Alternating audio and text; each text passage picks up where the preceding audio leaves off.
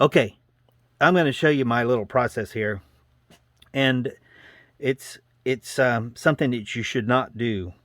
You might blow your battery up or cause a fire or something, but it's what I do when I want to bring these batteries back to life.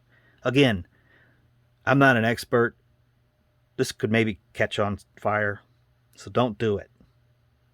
Don't don't do what I'm showing you here, because you know you should just better go out and fill landfills up with batteries that could be recovered. Fill them up with batteries that could be recovered, and buy new batteries. That's what you should do. You should give people making battery packs lots and lots of money. And what else? Yeah, don't ever solder to the top of these batteries, because don't solder leads onto them. You need to get batteries with leads already on them, or little tabs that you can weld onto, because you'll heat up plastic things inside there, and then you'll melt things inside that shouldn't be melted when you're trying to put solder on these guys. Don't solder to 18650 lithium ion batteries. Okay guys, I'm going to show you this long video of my process of bringing these things back to life and other craziness. These are great batteries. So much power density. Okay everybody, big storm coming tonight, and I'm told to get my batteries charged up. Okay, I'm going to teach you guys some stuff right now. Okay, and if you like the things I teach you, consider joining my YouTube page here. So, okay, this is a light that takes a couple of C batteries. Well, I don't like C batteries. They're expensive and they fill up landfills. I 3D printed this little thing here, and 2 C batteries is 3.5 volts. This is 3.7 volts. I'm sorry, 3 volts. This light can handle a little bit extra. Alright, so then this little tube here has a little piece of brass rod in there. Pretty low tech. There you go. So you fire it up. That's the first thing I'm going to teach you. Alright, the second thing I'm going to teach you is I've had these batteries for an extremely long time. I made the mistake of leaving these batteries in my go bag. Nah, I'm just kidding. In the charger. And when you leave them in the charger and the charger's unplugged, they are in circuit and they drain. These are lithium ion cells. These are cheap, and sometimes you hear about them in the news, but they're really not that bad. So this battery and this battery, I'll just show you here. This is a voltmeter. You're going to learn some real important stuff here. These batteries are old, more than 10 years old. Right now, this battery is 0 volts. Internally, I think on this end, the battery has gone into a preservation mode and is basically open circuit until it is woken up. Alright, 0 volts. This one, same thing, 0 volts. So these batteries you would probably just pitch, and these batteries are often inside of your drills and other things, and I'm telling you, you don't want to pinch them. Now this battery has been in the same bag for a very long time, and it's 3.79 volts unloaded. If you actually loaded it with something, it would drop down a little bit in voltage. I like to cover up the exposed ends, at least one of them. Alright, so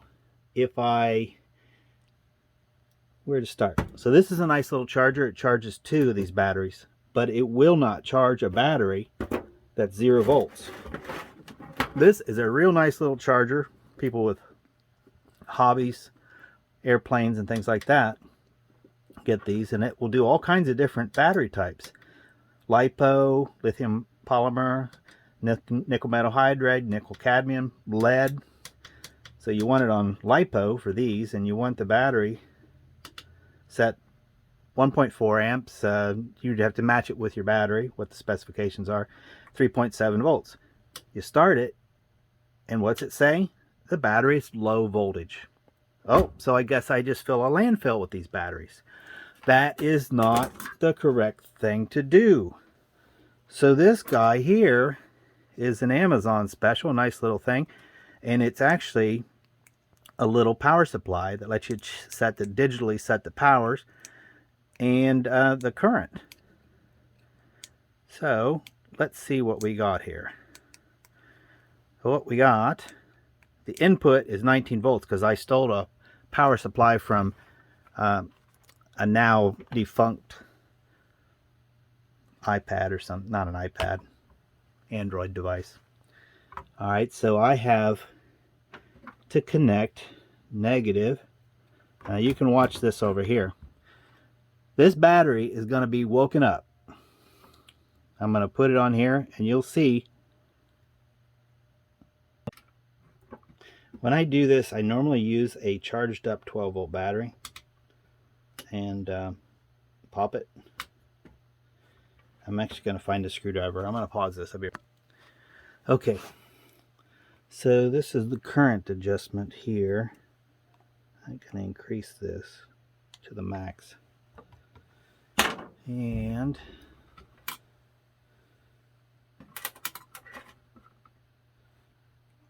push some current in here.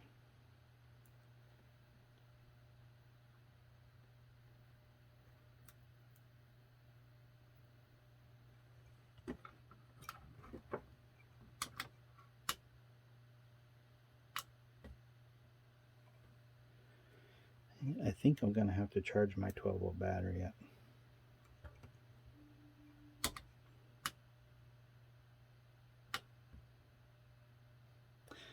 Alright, let's back this voltage down to 12.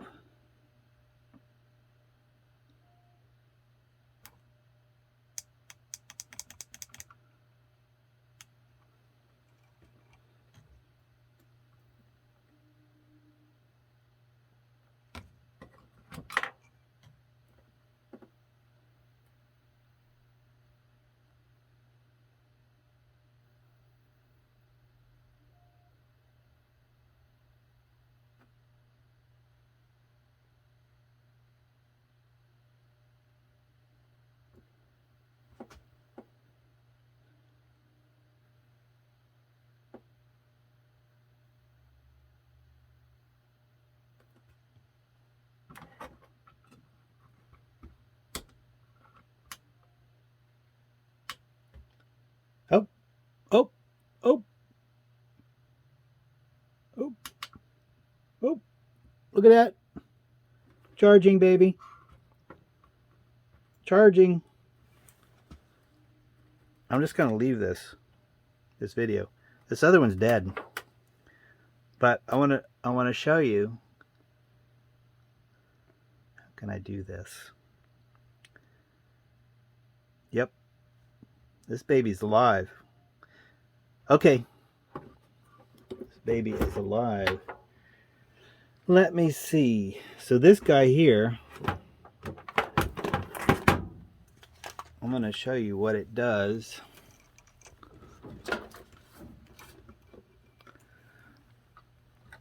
Okay.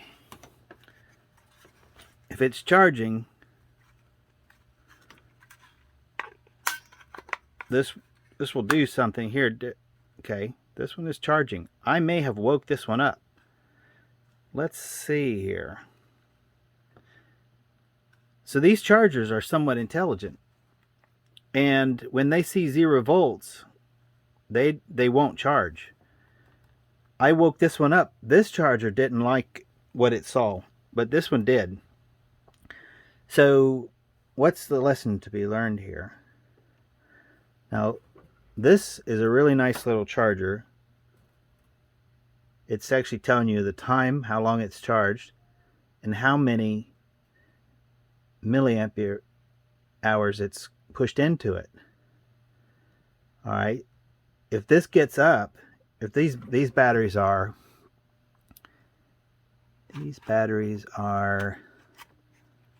probably 2600 milliamp hours batteries. If this charges up and is able to push in a couple thousand, 2200, 2400, then the battery took a full charge. And it will work great in the flashlight. Now, this one's been on here for a little bit. I'm gonna put this one back in. So normally what I do is I put a 12 volt. I usually have this battery charged up, and I hook it up to just a quick manual charge on the battery, plus and minus. I have a feeling that this one will start working now that the other charger has poked on it a little bit.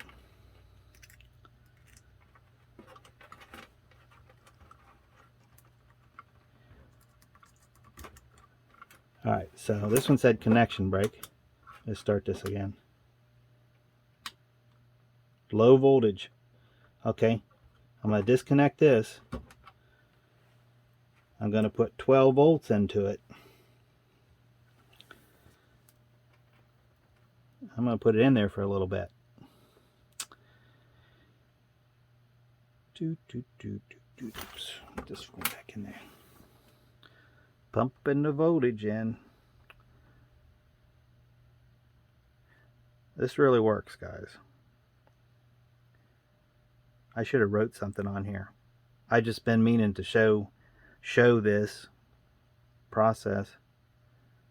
I've done it for a very long time. I've done it with my little camera batteries that I've let set forever, and they die and they won't charge. You can likely void a warranty doing this. All right. Oops, I don't want to take that out. I want to try it again. So I pumped some 12 volts in there for a little bit. And now I'm going to start connection break because I don't have it plugged in. I like these little screens on this. Wait, low voltage. All right, don't give up. Don't give up. Let's pump a little bit more 12 volts in there.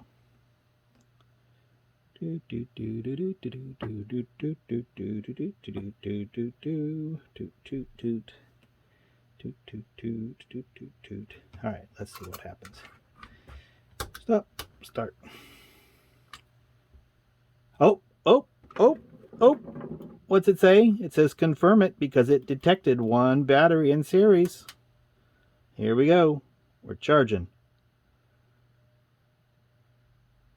Don't give up on your old. So, a friend of mine had a, what was it? A weed whacker, I think. And it had about eight of these batteries inside. These are 18650 batteries. And there are flashlights from China that use them. These aren't necessarily for idiots to use. And you probably don't want to put them in a situation where you have a non-intelligent device like a flashlight that, say, takes 2 or 3 of these.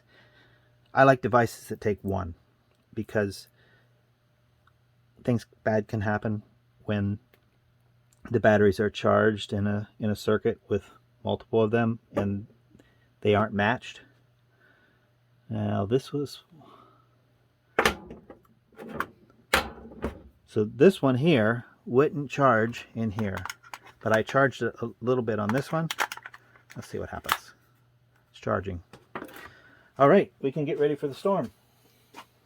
Icad batteries for the older guys, and nickel metal hydride for a little bit less older guys. Those batteries self-discharged a lot. These batteries, I think it's 3% a month. So you can have these sitting on the shelf for 6 months and only be down 18%. lots of super bunch of power density in these batteries compared to your old nickel metal hydride batteries. Power density means long time operating. It's like having a big gas tank. All right, so we're up to 126, 127. What I'm going to do is I'm going to leave these guys charging so that I have some fresh batteries.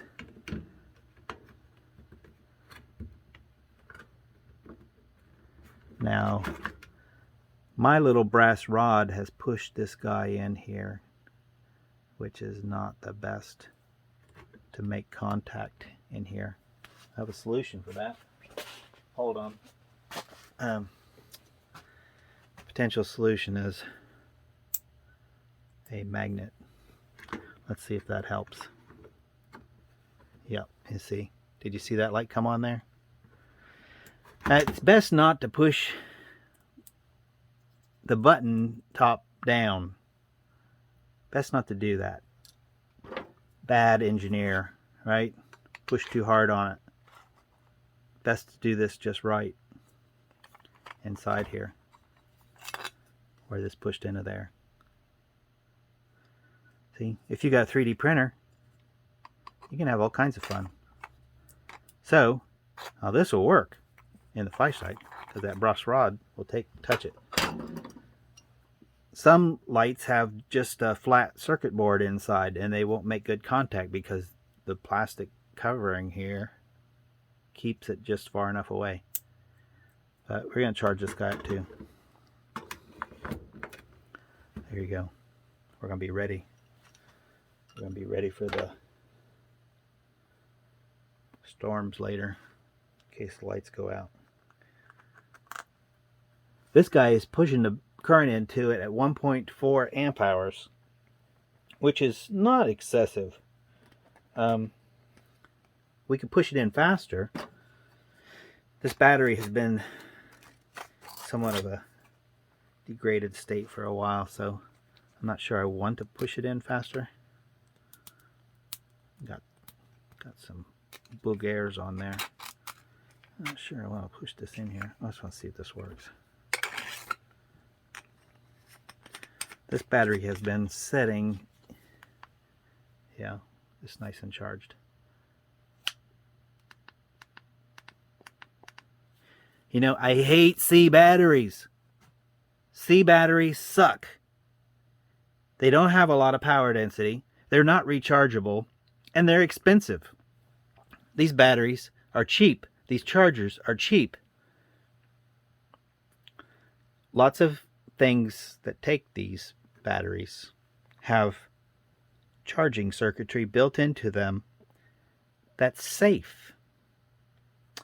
Sometimes devices don't have charging circuitry that's safe. So when you charge these, you want to do it on something that won't burn up. That's something that you should do. And I'm no expert, fellows and fellas, but I don't throw these batteries away. Oh boy, I'm going to have to put a big disclaimer up in the front. So you see we got 214 milliamperes pumped into that after 10 minutes. And 10 minutes is 1/6 of an hour. 1/6 of 1.4 amp hours is 221 milliamperes. We're going to have some good batteries here soon. Yeah, I love these cheap little Chinese electronic gizmos too. Tells you if you hold this button. Oh, yeah, there you go. That's the input voltage, and you push it, and that's the output voltage. And if you push this, then it's on, and it's off, and it's on. And this sets the voltage, and this sets the current limit.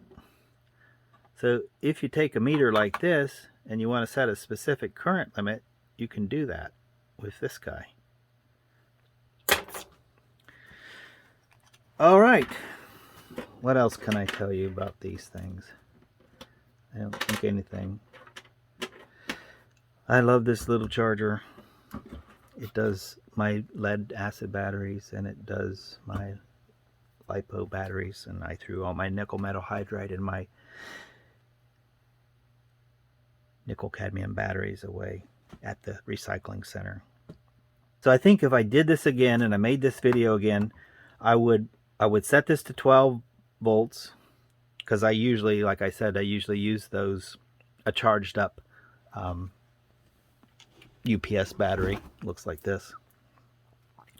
And I connect the positive end to the positive end of the battery, and you know, it's when I see 0 volts on my meter, I say, okay, the battery's in some kind of self-preservation mode, and the chargers don't like it because they don't see no battery, and I put 12 volts into them, and then I try them, and when the lights turn white or the charger detects the battery, then I charge it up. I do it on a metal surface so that I don't burn my house down. But the batteries, they have a C rating. This is 26C. I believe that means 2600 milliamperes. That's one capacity is 2600 milliamperes. I usually do something like 50% of the capacity I charge. So 2 hours, if you're at 50%, that'd be 1300 milliamperes. We're doing 1200 here with 1.2 amps. Then I charge them up in 2 hours, if all goes well.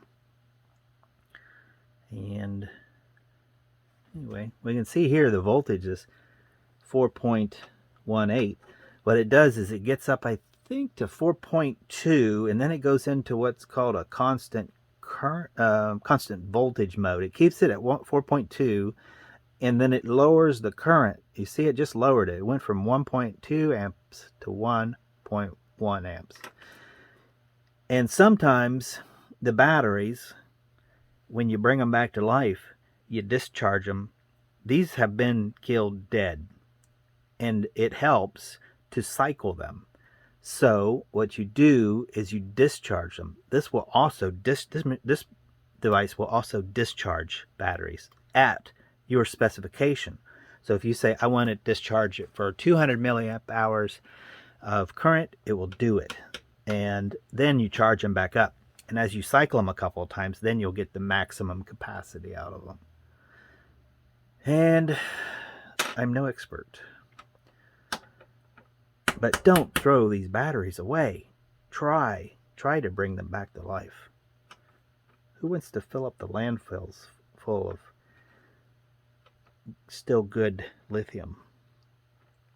The Chinese would love it because they probably want you to sell you some new ones. Maybe that's why they put that in there. I think I have a conspiracy. I think that the guys that make the drills put batteries that have a slightly different internal resistance. Over time, the battery's internal resistance will go up, and as you use it, that internal represented resistance, in a case like your weed whacker, as you use it and you draw high current, then you get a high voltage drop over that internal resistance. What happens is the battery with higher internal resistance will discharge faster than one that has a lower internal resistance. We're talking milliohms. And when you have a pack of, say, 8 batteries, and you put one in there that's a little weak a little high on the internal resistance, they should put battery packs together that have matched internal resistance batteries. Because when you charge these battery packs up, you want them all to be at the same voltage when it stops charging. If you got one that's kind of weak, and you get them up to the full charge, and one's a little bit less than full charge, and then you discharge them weed whacking, and then you charge them up, and the ones stop, and tell it, hey, stop, we're full.